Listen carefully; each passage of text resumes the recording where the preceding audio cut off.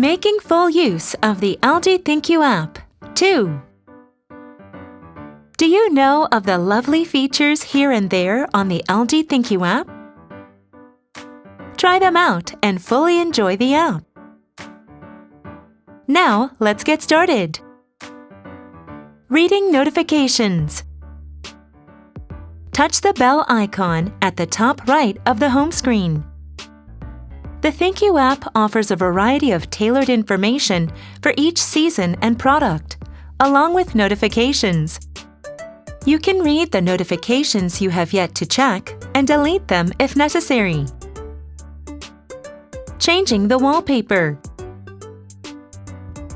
Freely select the wallpaper you want.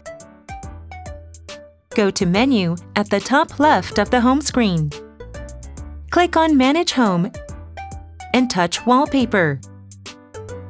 You can select whichever wallpaper you want, depending on your taste or room type. Take a tour. Learn about the ThinQ app conveniently. Without a need to add or buy products, you can learn how to make use of the products via Take a Tour.